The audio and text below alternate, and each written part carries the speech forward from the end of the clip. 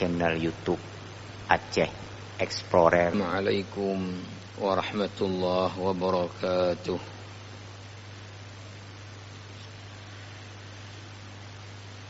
Alhamdulillahilladzi amarana bittaqwa wa nahana an ittiba'il hawa. Amarana bitta'awuni 'alal birri wattaqwa wa nahana 'anit ta'awuni 'alal itsmi wal 'udwan. Wassalatu wassalamu 'alan nabiyyil mustafa wa 'ala alihi wa ashabihi ahli sidqi wal wafa. Amma ba'd, fa usini wa iyyakum jami'an bittaqwallah. Ittaqullaha haqqa tuqatih wa la tamutunna illa wa antum muslimun. Hadirin hadirat sidang jamaah salat maghrib yang dimuliakan Allah, para pendengar Radio Baitur Rahman RRI dan radio-radio swasta lainnya yang menyiarkan secara langsung halaqah maghrib dari Masjid Raya rahimani wa rahimakumullahu jami'an. Alhamdulillah atas rahmat karunia Allah, taufik dan hidayahnya, kita masih dapat menjalani kehidupan ini dalam kondisi sehat, sehingga memungkinkan kita untuk melakukan kegiatan kita, baik hablum minallah maupun hablum minan nas. Khususnya pada kesempatan maghrib ini kita baru saja telah dapat melaksanakan salat maghrib kita di awal waktu secara berjamaah di masjid ini, dan juga bagi para pendengar di masjid-masjid yang lain atau bagi ibu-ibu di rumah masing-masing. Mudah-mudahan Allah Subhanahu wa taala terus membimbing kita, menuntun kita ke jalan yang diridhoinya sampai akhir daripada hayat kita, husnul khatimah. Hadirin hadirat yang dimuliakan Allah, sebelum saya melanjutkan membaca kitab Syekh Saleh Al-Munajjid tentang a'malul qulub, pekerjaan-pekerjaan hati, dan kita sedang membahas tentang masalah rasa takut kepada Allah yang seharusnya ada pada diri setiap orang muslim, orang mukmin. Dan kita sudah sampai pada pembahasan tentang perkara-perkara yang dapat mendatangkan rasa takut di dalam hati seorang mukmin kepada Allah Subhanahu wa taala. Di antaranya yang sudah kita bahas kemarin adalah tentang kita merenungkan akan kematian. Selanjutnya kita merenungkan tentang perjalanan hidup kita setelah kematian di alam kubur. Bagaimana kondisi alam kubur, bagaimana lama menunggu di kubur, dengan pilihan apakah itu taman dari taman-taman surga atau lubang daripada lubang-lubang neraka. Selanjutnya bagaimana nanti dahsyatnya huru-hara mahsyar, bagaimana kemudian lamanya antri dan proses di hisab amal kita, ditimbang amal kita, bagaimana sulitnya berjalan di atas sirat bagi orang-orang tertentu. Kemudian apakah kita akan berujung ke dalam surga atau ke neraka. Ini artinya adalah at-tafakkur fil masir. Kita merenungkan tentang perjalanan kita sejak ketika kita nanti meninggal dunia. Kemudian kita merenungkan tentang masalah bagaimana dahsyatnya neraka. Kemudian juga di antaranya adalah dengan kita membaca riwayat hidup orang-orang yang selamat daripada azab Allah Subhanahu wa taala, selamat dari azab kubur, selamat dari huru-hara mahsyar, bisa masuk syurga bighairi hisab, bisa kemudian lewat di atas sirat secepat kilat. Kita membaca riwayat-riwayat hidup orang ini, apa yang kemudian telah dilakukan mereka, ini akan tentu juga menjadi teladan untuk kita ikuti perjalanan hidup orang-orang yang selamat daripada azab Allah ini. Kemudian jamaah rahimakumullah, akan kita lanjutkan, tapi sebelum itu mungkin saya ingin sedikit juga sebelum kita lanjut membaca di kitab ini, bahwa juga di antara perkara yang boleh mendatangkan rasa takut kepada Allah adalah dengan kita memperhatikan, kemudian tentu kita merenungkan ya akan kasus COVID ini. Walaupun mohon maaf, kadang masih ada orang yang tidak percaya dengan ini, dan saya pikir tidak percaya terlalu naif ya, karena dia konkret ya di depan mata kita. Kemudian tidak ada ahli di dunia yang kemudian memungkiri itu. Dan kemudian juga bagaimana dunia ini dibuat oleh COVID ini kerepotan, dan bagaimana sektor-sektor ekonomi kemudian terhenti. Nah, yang menarik jamaah rahimakumullah apa sekarang ini juga, ya ini dapat kalau kita renungkan mendatangkan juga rasa takut. Bagaimana kekuasaan Allah Subhanahu wa taala itu, dan bagaimana lemahnya manusia ini dihadapkan kepada kekuasaan Allah Subhanahu wa taala. Baru saja tadi sebelum ke sini saya baca di Detik. Sekarang tentunya negara-negara di dunia ini sedang cemas dan khawatir akan diserang oleh ya virus corona tipe baru lagi. Ya, setelah sebelum ini Delta, ini sudah datang lagi jenisnya namanya Omicron. Ya. Namanya Omicron. Dan ini sudah ditemukan ada di Singapura, ditemukan di Malaysia. Nah, ini belum ditemukan di Indonesia, dan ini yang dikhawatirkan juga oleh pemerintah Indonesia. Yang saya baca tadi adalah asal muasal Omicron ini di Afrika Selatan, Afsel. Afrika Selatan dalam 4 hari ini mencatat peningkatan orang yang terinfeksi dengan Omicron ini 4 kali lipat dalam 4 hari ini. Dari rata-rata sebelumnya adalah pada angka 4.000 kasus per hari. Dalam 4 hari ini menjadi per hari adalah 16.000 kasus per hari. Dan sejak Omicron ini muncul di Afrika Selatan sampai sekarang ini sudah tercatat 3 juta orang yang kemudian terpapar dengan Omicron ini. Maka para ahli sedang sekarang mengkaji seberapa cepat penyebaran dan penularan Omicron ini berbanding dengan yang sebelumnya. Sehingga sangat drastis dalam 1 hari jadi kelipatannya 4 kali lipat. Bahkan para ahli, ya, salah seorang profesor di Institut Penyakit Menular di Afrika Selatan, tapi ini belum juga bisa dibuktikan secara ilmiah, ya, bahwa jenis Omicron ini itu dia mampu melawan vaksin. Jadi vaksin yang sekarang ini diproduk misalnya katakanlah ya apa Sinovac, apa Moderna, apa ini itu bagi Omicron ini tidak ada kemampuan untuk kemudian melawan Omicron.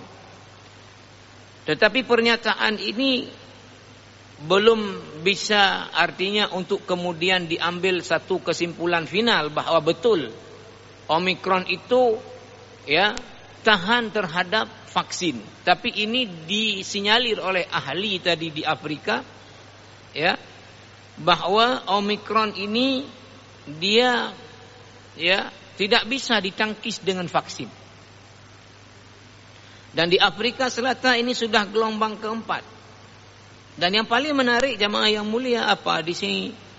Ya, bagi kita orang yang beriman dengan sangat gamblang menemukan kekuasaan Allah Subhanahu wa taala dalam kasus ini. Apa itu jamaah yang mulia? Bahwa yang menarik adalah kasus-kasus Covid sekarang ini sedang meningkat. Dan ini gelombang serangan yang keempat di dunia. Itu justru di dunia-dunia yang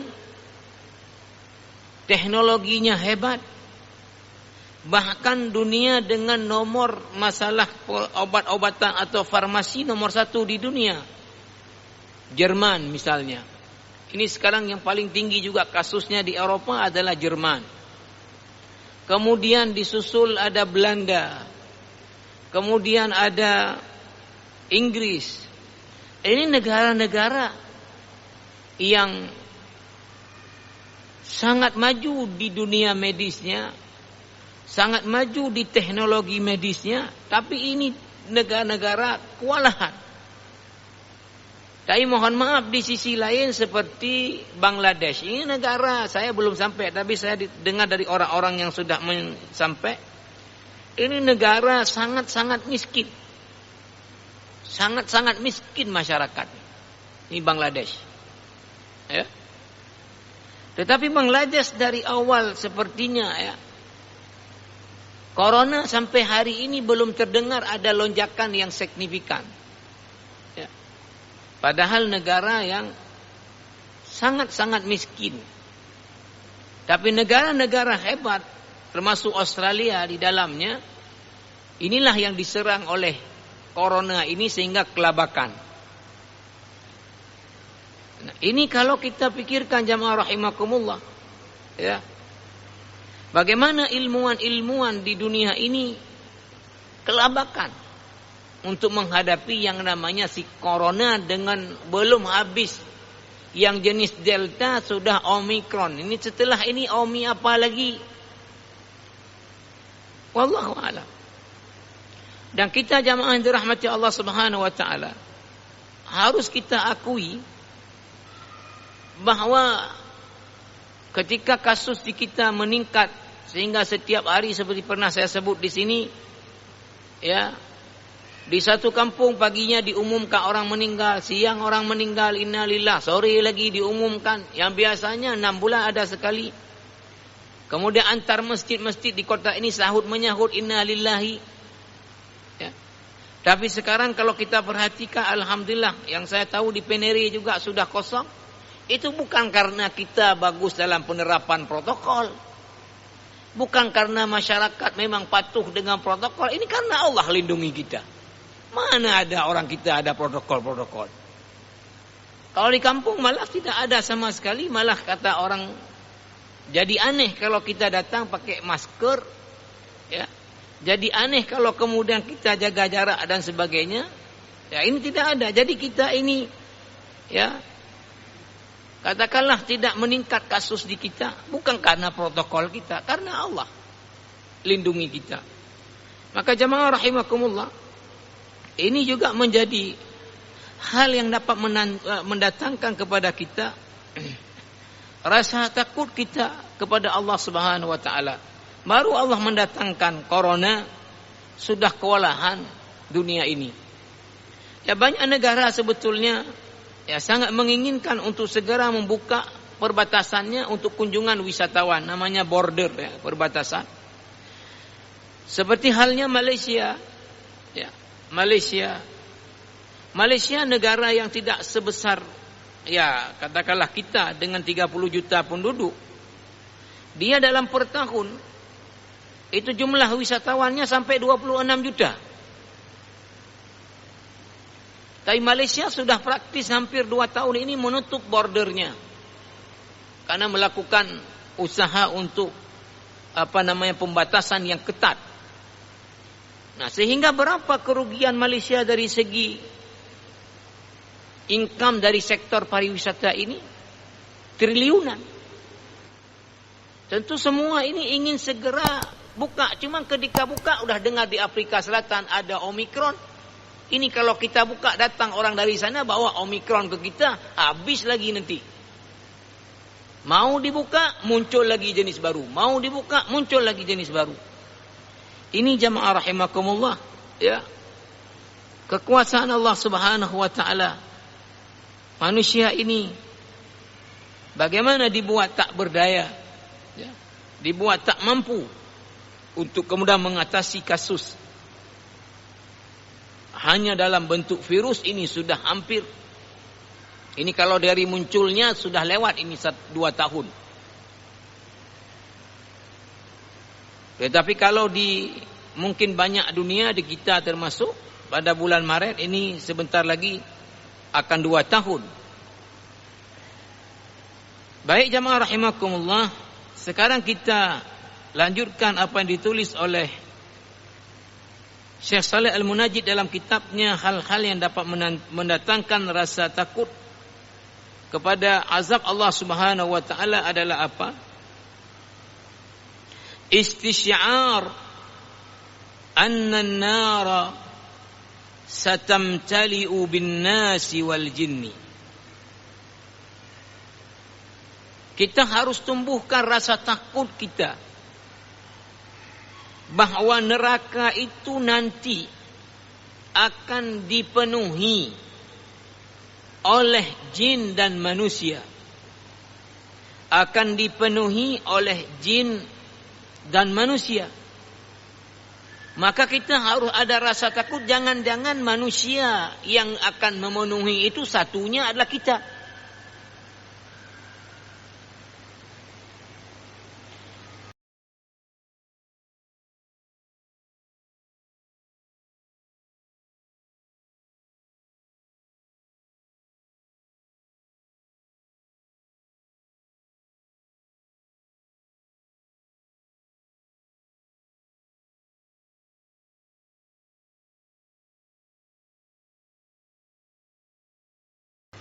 Saya tadi baca sudah sampai ke ujung, ya.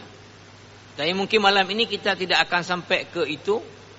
Tidak apa-apa, ini mumpung lagi ini saya sebut. Di sini disebutkan, ya, jamaah rahimakumullah,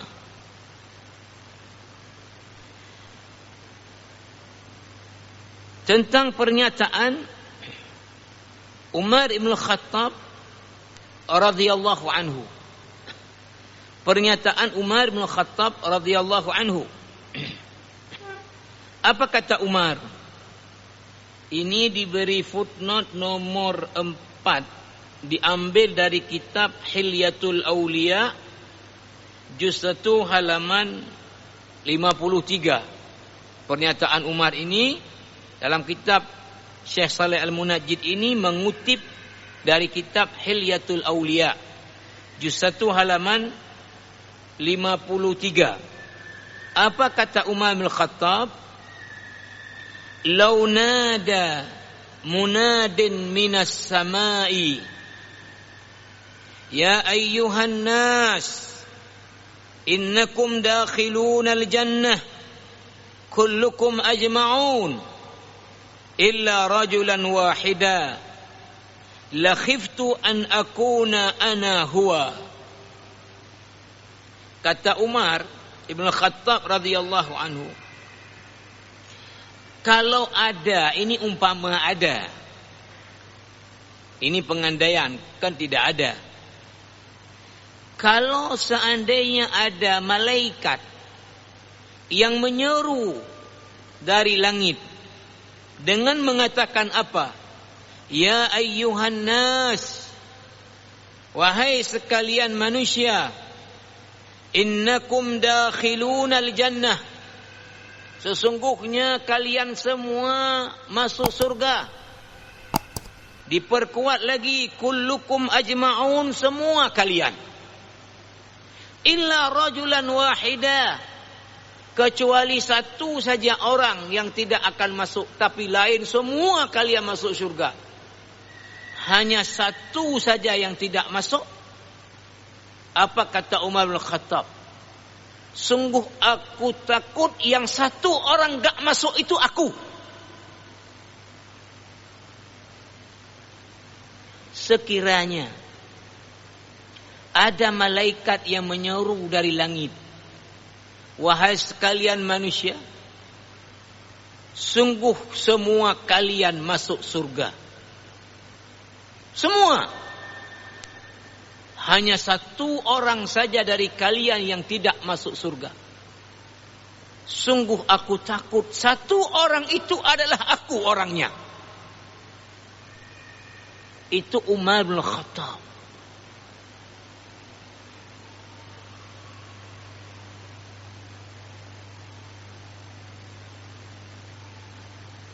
Ini jamaah rahimakumullah. Rasa takut kepada neraka begitu luar biasa. Ya mohon maaf, seperti yang kita kadang-kadang sering sebut. Banyak orang bergelimang dengan dosa terang-terangan, berani sogok menyogok. Ya, berani kemudian mengambil hak orang lain, tertawa, terkekeh-kekeh. Sama sekali tidak ada pikir.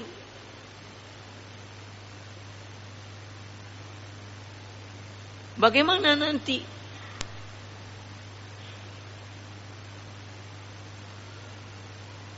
Tapi Umar bin Khattab radhiyallahu anhu seperti itu tadi. Kalau sekiranya saja ada malaikat yang menyuruh seluruh kalian ini masuk surga semuanya, tok satu yang enggak masuk, saya takut itu orangnya saya.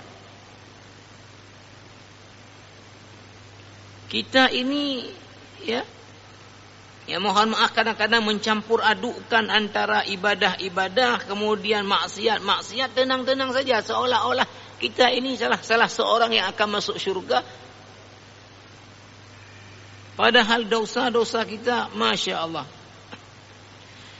Maka menumbuhkan rasa takut bahwa neraka itu akan dipenuhi oleh jin dan manusia, dan di antara manusia boleh jadi itu kita nanti yang akan masuk ke situ.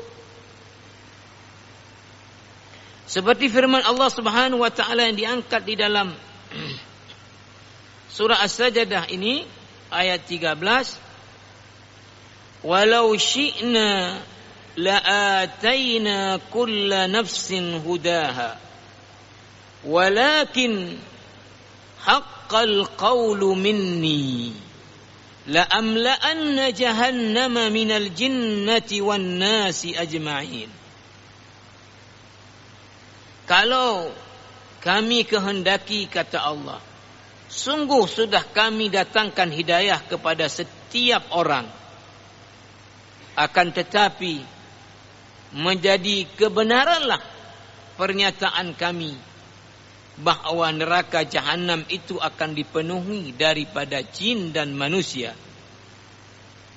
Maka kata Syekh Shalih Al-Munajjid, fahal ya tura nakunu minan najin an nakunu mimman haqqat alaihim kalimatu rabbil alamin. Apakah kita ini masuk dalam orang yang selamat?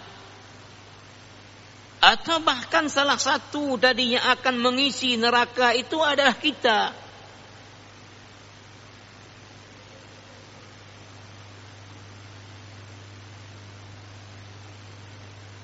Ini jamaah rahimakumullah.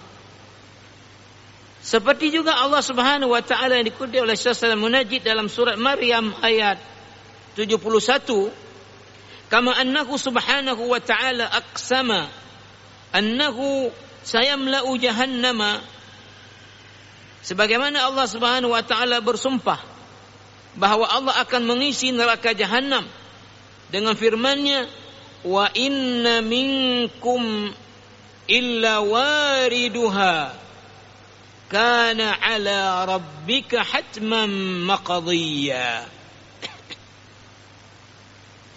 Sesungguhnya di antara kalian Ya, pasti ada yang akan masuk ke dalam neraka jahanam. Kana ala rabbika hatman maqdiyya.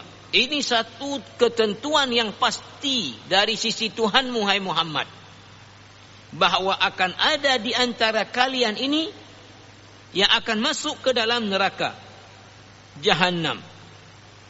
Maka kata Syekh Shalih Al-Munajjid, wa bihadhihi al-ayati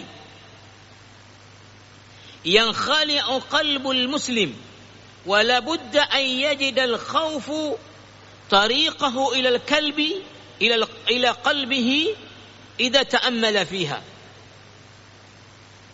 Nah, ayat ini kalau direnungkan maka pasti hati kita akan dirasuki oleh rasa takut. Karena apa? Karena akan ada pasti ketentuan Allah di antara kalian ini yang akan masuk ke dalam neraka jahanam. Maka siapa di antara kalian? Bisa-bisa ini adalah kita salah satunya. Maka kita mesti takut. Tentu setelah itu dengan rasa takut apa? Seperti orang takut kalau motornya akan dicuri karena akhir-akhir ini misalnya banyak maling, maka dia sebelum tidur pastikan pintu pagarnya udah tutup, pintu garasinya udah tutup, motornya dia dikunci 3 kali tempat kunci. Ini karena takut.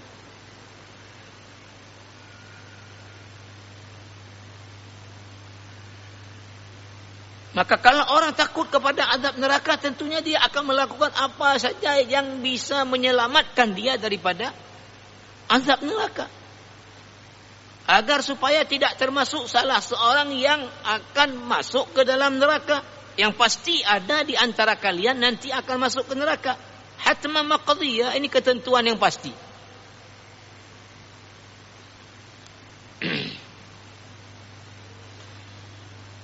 Karena Abu Maisarata, ini salah seorang ulama, tidak disebut di sini apakah beliau kalangan tabi'in atau tabi'at tabi'in atau periode siapa.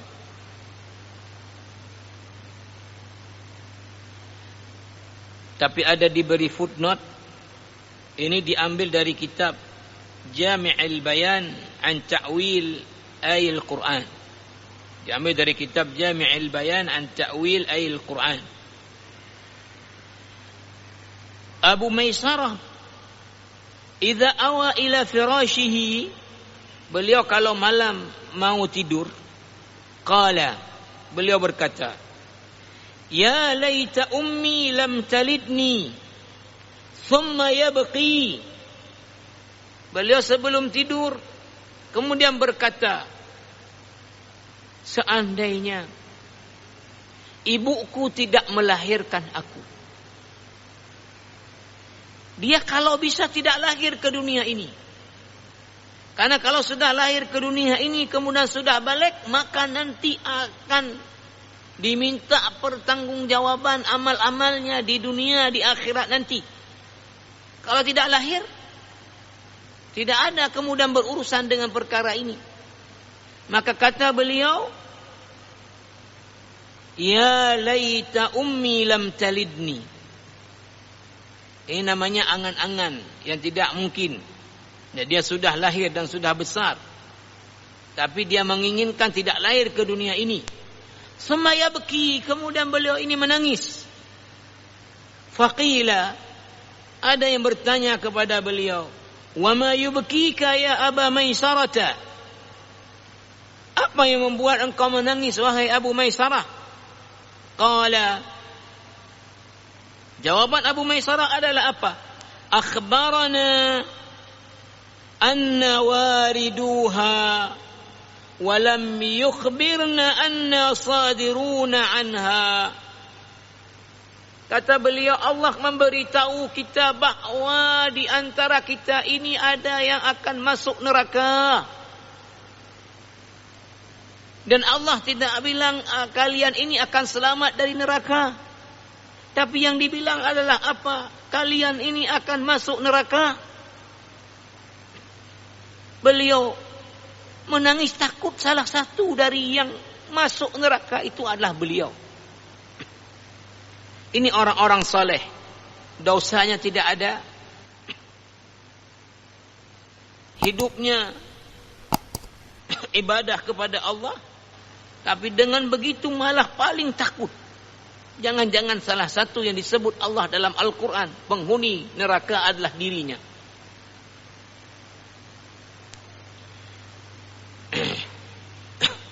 Selanjutnya ditulis oleh Syekh Saleh Al-Munajjid dalam kitabnya ini adalah yang dapat mendatangkan rasa takut kepada Allah, at-tafakkuru fi aqibati muhaqqarati adh-dhunub allati yahtaqiruha an-nasu. Kita merenungkan terhadap akibat daripada dosa-dosa kecil yang ini banyak diremehkan oleh manusia.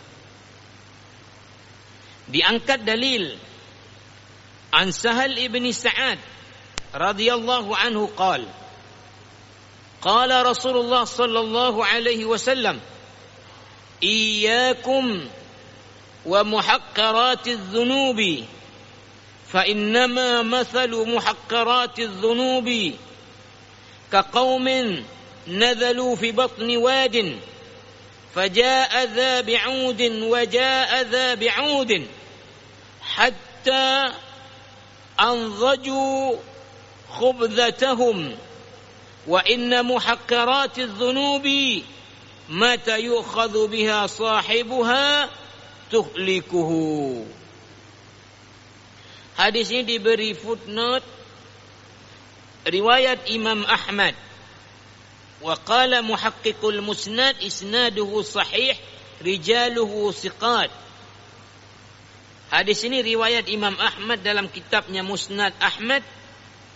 Para ulama hadis yang mentahqiq hadis ini mengatakan bahwa hadis ini sanadnya sahih dan para perawinya adalah thiqat.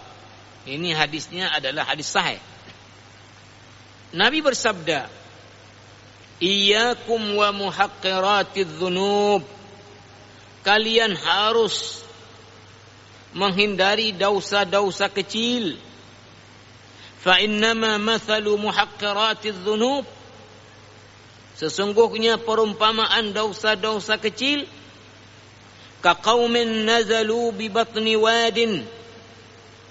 Umpama satu kelompok orang yang sedang melakukan perjalanan lalu kemudian singgah di sebuah lembah, istirahat di situ. Faja'a dza bi'udin wa ja'a dza bi'udin. Lalu karena perlu kepada api yang ingin mereka nyalakan, maka mereka itu bertebaran untuk mencari kayu bakar. Datang satu orang bawa satu ranting. Datang satu lagi kemudian bawa satu ranting. Ketika ranting-ranting ini kemudian berkumpul, jadilah api yang besar yang itu bisa untuk kemudian memasak roti-roti mereka. Wa inna muhaqqaratiz dzunubi. Sesungguhnya dosa-dosa kecil mata yu'khadhu biha sahibuha tuhlikuhu. Kapan dosa-dosa kecil itu kemudian menghinggapi seseorang, maka itu akan membinasakan orang tersebut.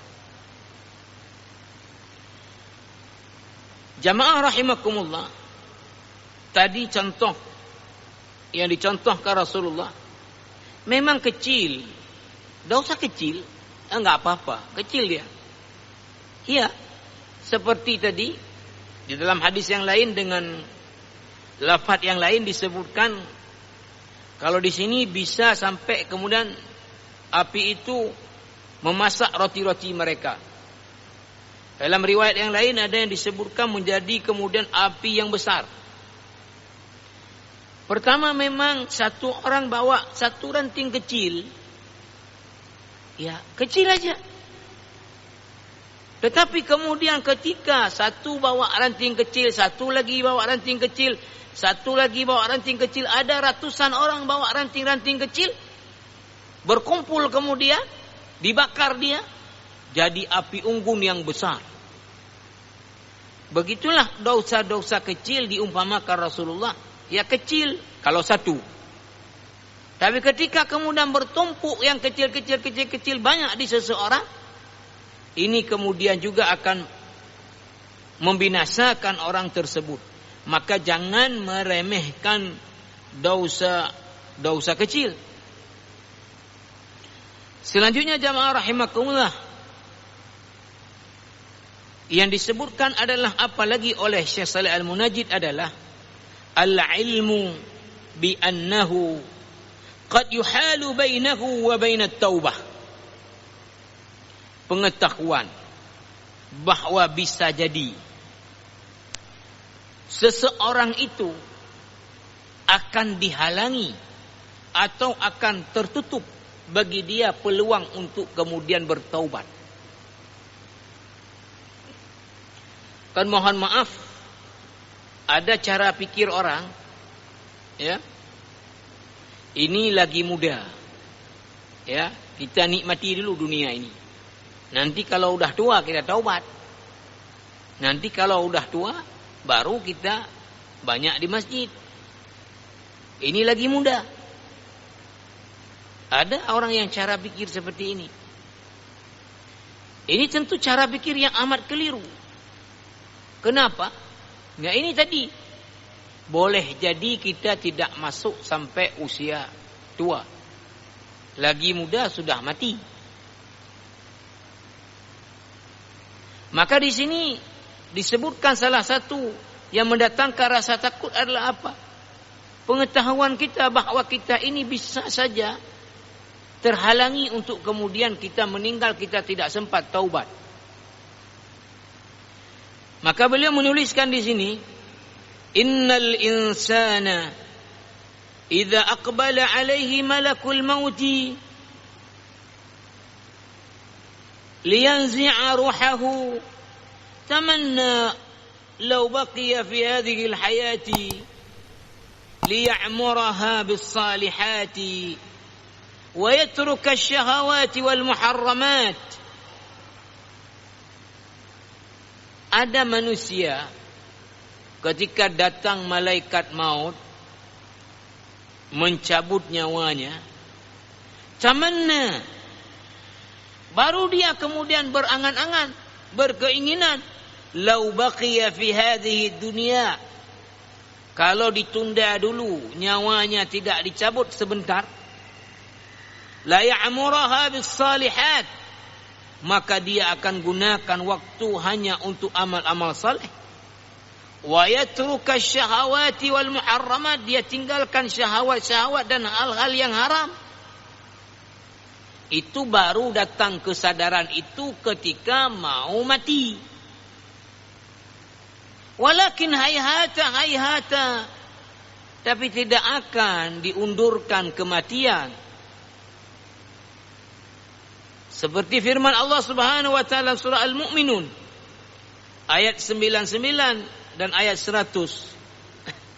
Allah berfirman, hatta idza jaa ahadahumul maut qala rabbi irji'uni la'alli a'malu salihan fima taraktu.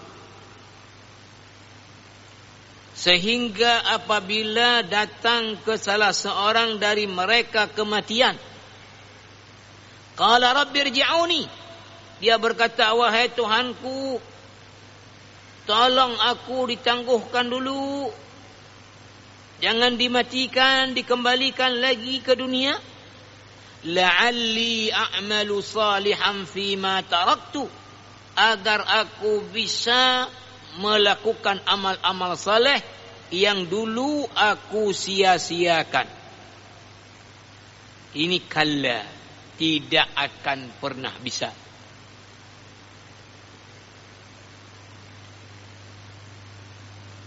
وكما يحال بين الإنسان والتوبة بالموت فيحال بينه وبينها بأشياء أخرى كالفتن المضلة التي تجعله يذهل عما حوله وكالشبهات والإصرار على المعصية والشهوات فإذا مات تحسر حين لا تنفع الحسرة وأنذرهم يوم الحسرة إذ قضي الأمر وهم في غفلة وهم لا يؤمنون. Surat Maryam ayat 39. Bukan saja kematian yang bisa menghalangi orang untuk kemudian bertaubat, tetapi ada perkara-perkara lain yang juga boleh membuat orang itu kemudian, apa di antaranya adalah godaan-godaan yang menyesatkan, al-fitan al-mudhillah, godaan-godaan yang menyesatkan sehingga orang apa? Terlena dalam kenikmatan-kenikmatan dunia, terlena dalam syahwat sehingga hidup terus dalam maksiat. Fa idza mata tahassara hina la tanfa'ul hasratu. Baru ketika mati menyesal, di mana pada waktu itu tidak ada guna lagi penyesalan. Maka Allah mengatakan kepada Nabi Muhammad di surat Maryam, wa anzirhum yaumal hasrati, ingatkan kepada mereka hari di mana nanti orang-orang akan menyesal dan tidak ada guna lagi penyesalan pada hari itu. Ini jamaah rahimakumullah yang harus menjadi juga hal yang direnungkan oleh seseorang yang beriman agar supaya dapat mendatangkan rasa takut kepada Allah Subhanahu wa taala. Karena waktu kita insya-Allah nanti kita akan sambung sisa yang ditulis oleh Syekh Saleh Al-Munajjid ini, insya-Allah mungkin sekali lagi akan ini. Mudah-mudahan kita menjadi orang yang mendengarkan nasihat-nasihat Allah dan Rasulnya dan menjadi orang yang mengamalkannya. Allahumma ja'alna mimman yastami'una al-qawla fayattabi'una ahsanah. Wassalamualaikum warahmatullahi wabarakatuh.